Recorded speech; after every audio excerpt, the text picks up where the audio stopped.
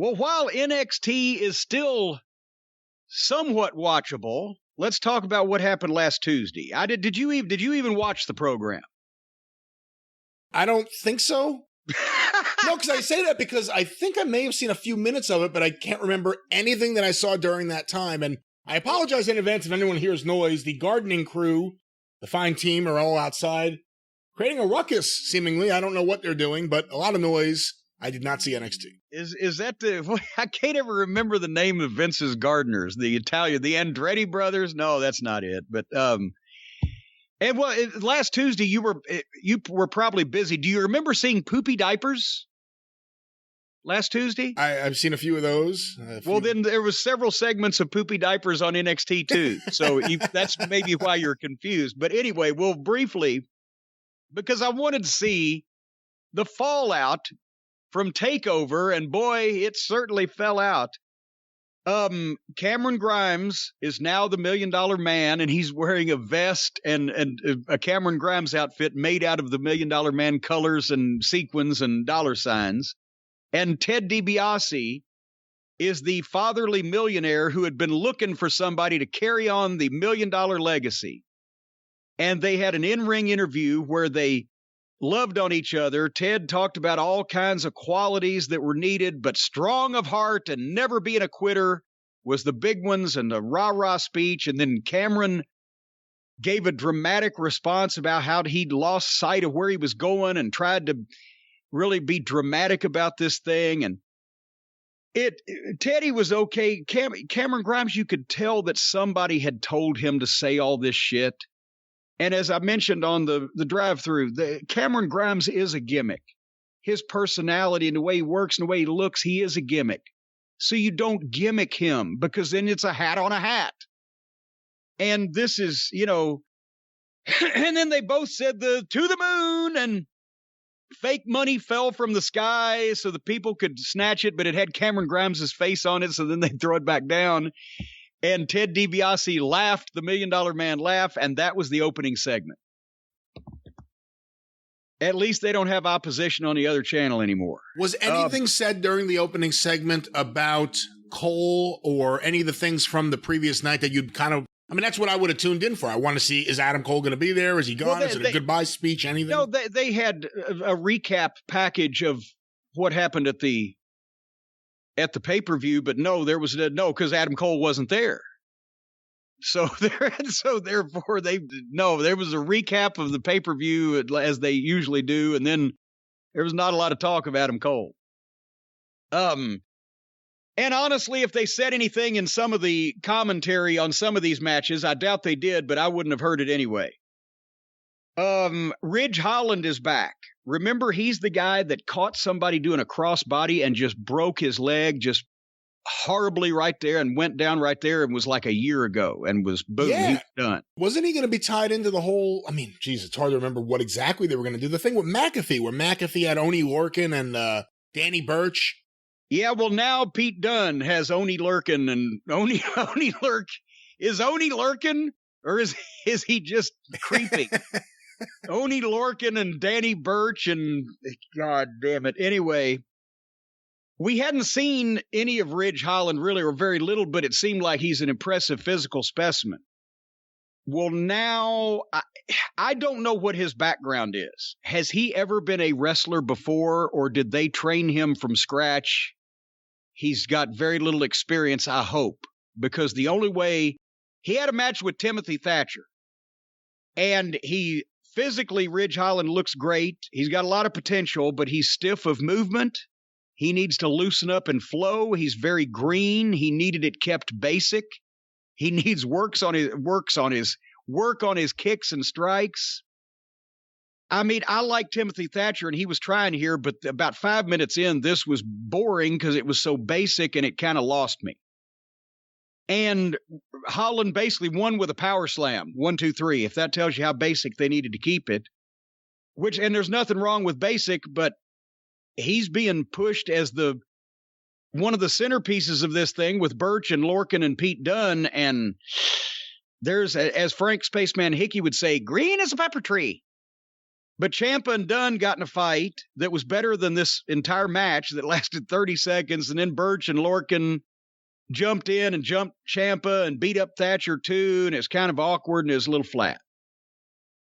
But do you think Ciampa has a future there? Because he's a guy that signed, I believe I heard he didn't want to go to the main roster. It was only for NXT.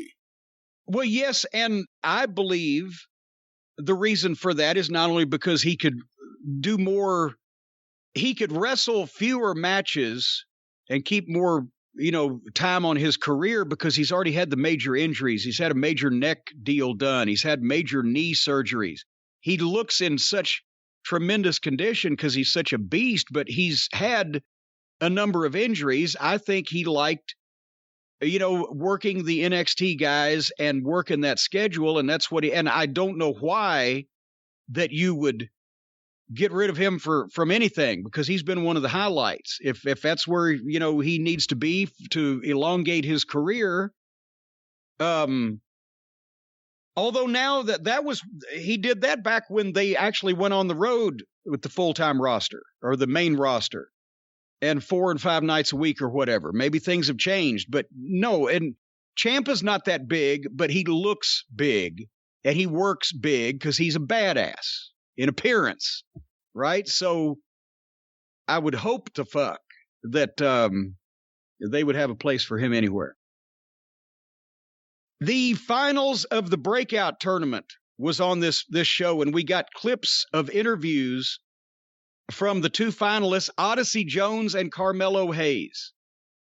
And remember, I said when they came down to this, why are they having Odyssey Jones face another babyface in the finals? And I say that again, Carmelo Hayes did a sit-down with some new announcer who's prepared questions. But he's a big babyface. He's well-spoken, but it's nothing exciting. It's just he's a well-spoken guy that's happy to be there and determined, right? But this is obviously a babyface match. They VTR'd the proposal between Indy Hartwell and Dexter Lumis, and now they did a promo they did an interview with Indy because Lumis doesn't speak. He stands there blankly looking because he's Michael Myers, right? So this girl is talking in front of him about how they're in love and the wedding is going to be September 14th. And she and the announcer do some bad comedy. And he pulled out the wedding invitation because he can't speak. So now he's Harpo Marx with, fucking visual aids. And, and then they came back to the announcers and Beth Phoenix had to act excited over this tripe. Like, oh, I've got so many things to do. So they're killing her credit because she's been, so far, probably the best female announcer, not ring announcer, but commentator that I've heard so far. But now they got her doing it. It's just bad comedy. Then they followed that, the big wedding announcement. They followed the big wedding announcement with a girls tag team match. Caden Carter and Casey Cartanzero against Gigi Dolan, and it's either JC Jane or Jane Wayne Gacy or something like that. How do you confuse those two? It's either JC Jane or Jane Wayne Gacy. Jane Wayne Gacy, I don't know. So they went from the wedding proposal to the wedding talk to a girls tag team match, which I skipped, to an interview with some more girls, which I skipped, to a highlight video of some more girls, which I skipped. Is this the LPWA, for fuck's sake? It was great when there was one wrestling program that was all girls, when there was 30 different other wrestling programs that was all guys. And then they did an Odyssey Jones sit down. Who's a huge baby face? Why is he facing Carmelo Hayes? And then, after that little sit down, they introduced some Brazilian girl. I swear, as they said, she's from Brazil. I'm not making this up. Some Brazilian girl. I couldn't understand the ring announcer pronouncing this name. She was wearing a Carmen Miranda headdress. Look that up. Google it, folks. And she's got a match against Kaylee Ray. So say there was like a fucking, the middle hour was the girls, all the girls. I don't know what happened. You probably gathered that. What if that's the revamp? NXT's just a girls promotion. That could be it. Boy, I'll tell you, you've hit on something here. Anyway. With that logo. Oh, my God. Finally, Samoa Joe, the new NXT champion, comes to the ring. And he did an in-ring interview. And as usual, it's a grown man speaking with some conviction. And he wants to know who's going to be next to challenge. He knows he did a very good promo about how everybody looked at him a little bit differently now that he's the champion. He recognizes it from before. And everybody's dealing with him a little bit differently because everybody wants him. So who's it going to be? The time is now. Guess whose music played? Pete Dunne. Go, Joy. Pete Dunne to challenge Samoa Joe? Well, he comes out, and they have a little stare down, and then Pete Dunne starts speaking. And next to Samoa Joe, he sounds like the drummer from Herman's Hermits. It's almost, I'd like to thank you on behalf of myself and the group. So he says a little something, and then LA Knight's music, and here he comes out. Thank God. Picked up the energy level and cut a promo that was a big line of bullshit, heel bullshit, and it was more fun than listening to Pete Dunne. And then here comes Kyle O'Reilly. And he geared it back on the energy level because you can't beat LA Knight for that, but he had some good material with a couple of zingers on all the other people, and he calls LA Knight La. I just got a kick out of that for some reason. But he respects Samoa Joe, and as soon as he said he respected Samoa Joe, Ridge Holland came out and just knocked Kyle O'Reilly ass over tea kettle from behind. And then Ciampa hit the ring and tackled Pete Dunne. And then Holland hit Ciampa, and then Joe dumped La, and it just became a mess. But out of all of these guys, they've given which LA Knight's good, Kyle O'Reilly's good. You know what I think of Samoa Joe? They have given Ridge Holland the biggest push on this program, and he's one that deserves it the least. So then they transmogrified to out back in the parking lot, where Cameron Grimes had second thoughts about having the $1 million belt. Ted's in the limo with the window down, and Cameron Grimes said, no, I can't take this. I got to give it back to you. I don't deserve it. And he hands the belt in, right? And Teddy said, no. You deserve this. You've fought hard for it. You've worked for it. He hands belt back out, and Cameron Grimes takes it and said, wait a minute. This doesn't feel right. And he turns it over. It's a fucking replica belt. And Teddy laughs, and the limo drives off. He stole the belt back. Oh, boy. Yeah. So then Kyle O'Reilly was in the back somewhere and about to be interviewed about what had just happened. And some guy with an English accent that I don't know that anybody ever said his name walked up, and they exchanged like 3 words, and Kyle slapped him, and they broke into a fucking pull apart in the hallway. So Kyle, it's not a good day for Kyle O'Reilly. And then they had the Breakout tournament final, where the winner will get a contract for a title match against any champion in NXT. Maybe even the girls. That would be fun. But it's Carmelo Hayes against Odyssey Jones. I've told them. Well, they listen, so I've told them, but I've told the people, Odyssey Jones is a star. He's 400 pounds. He can move around. He's got that jovial Mark Henry type smile that made Mark such a good baby face. Well, at least when they used him, at least when I used him right. His shit looks good for a guy with that little experience. He's apparently played in the NFL, so he's a high-level athlete, blah, blah, blah, right? And I'm thinking, what are they doing? Why is this a babyface match? And I'm thinking, Carmelo Hayes, come on. But they started out doing good little man, big man stuff, and they took their time, and they built it. They didn't try to run off and leave the people, and you can tell, I don't know what Carmelo Hayes' background is. He obviously has been a wrestler. I don't know if he was somebody else in another life, in another company. They've changed his name, whatever, but he looks like he feels comfortable. He moves well in the ring. He seems to have experience, and he grew on me through this thing. At one point, in the first segment, Odyssey Jones gave just one big heel across the ring to Hayes, and he he went as high as a backdrop, and it was all the way across the ring, and that established Odyssey Jones without him having to do a lot of shit. And they kept this moving. But Hayes did most of the moving, but it worked. In the second segment, as they were going home, there was a lot of stuff where Odyssey Jones had to stand there and get hit because he couldn't just take a bump on one thing, but he had to stagger a little bit and stand there to get hit a little too much. But he's got a great shoulder breaker. It may not feel great. It looked convincing.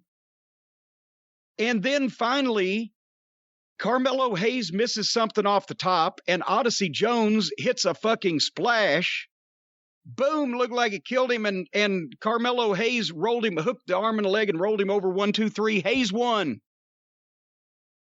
And at first I was like, what the fuck? Because look at Odyssey Jones. And I'm thinking, well, it's actually too early for Odyssey Jones to get a shot at a title. He's still green, and if he gets one, he probably ought to win it.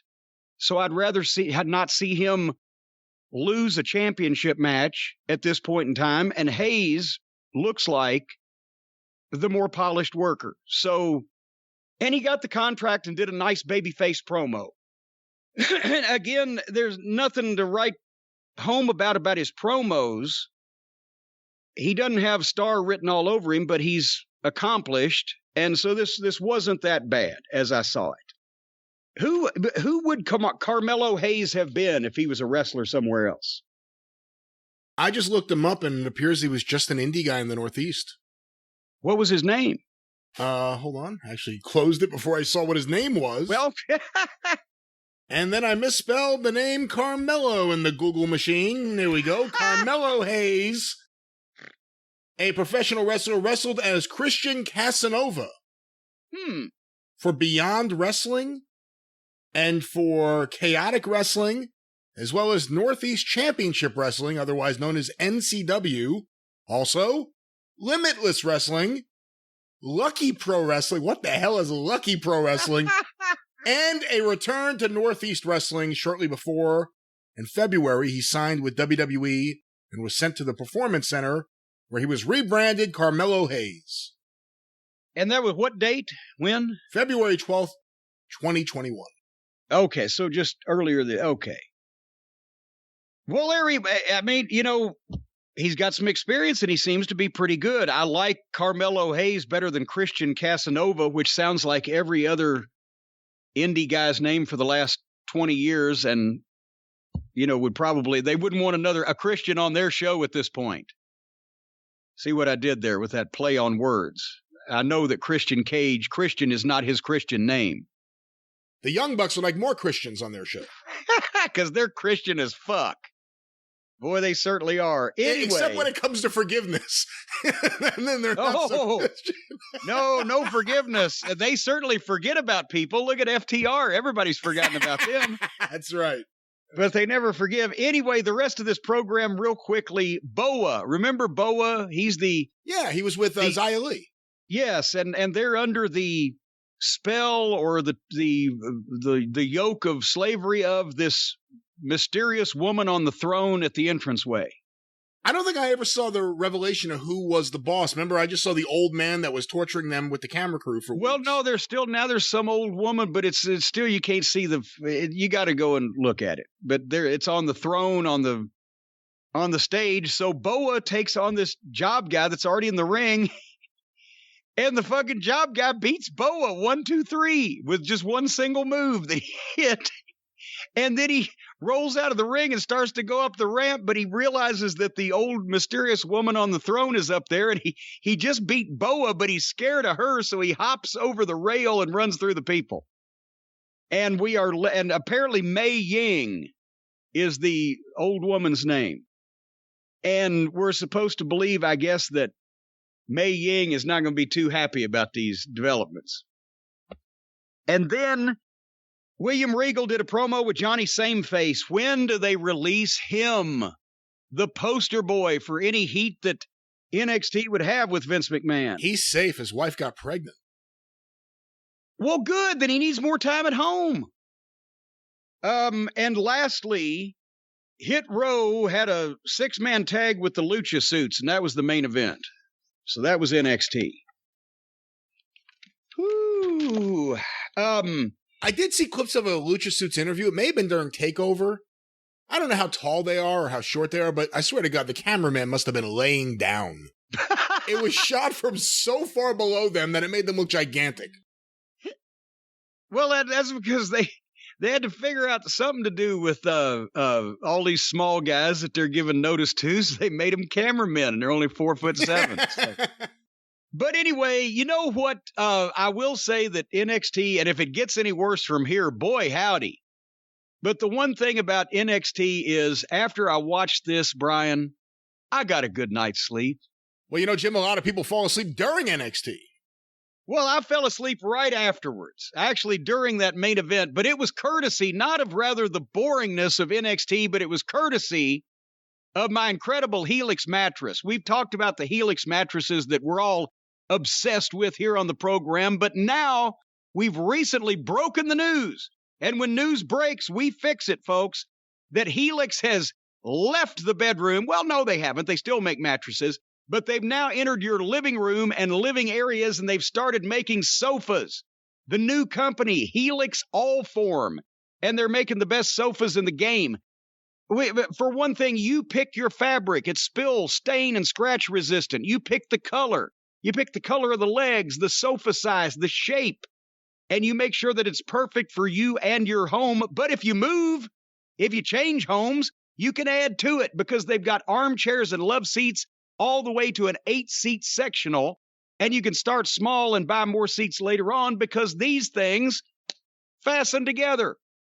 It's delivered directly to your home with fast, free shipping. And right now, if you buy a sofa the regular way, if you get it within months, you need somebody to carry it in and assemble it and all that stuff. Allform, you get a few weeks in the mail. You can assemble it yourself with no tools needed. Assembly is even fun for the whole family. I mean, you had your kids do it, and they didn't even need the power tools that you normally have them use. No. I did it with the kids as a fun family exercise where we can show, like, Swiss Family Robinson style, how to build a couch, how to put it together, a sofa with a chase. You were doing a lot of pointing and telling. Well, my back was out, but I was still involved with the process. It's not like they did everything. You need a foreman. Well, that's true. But kids can do this, folks.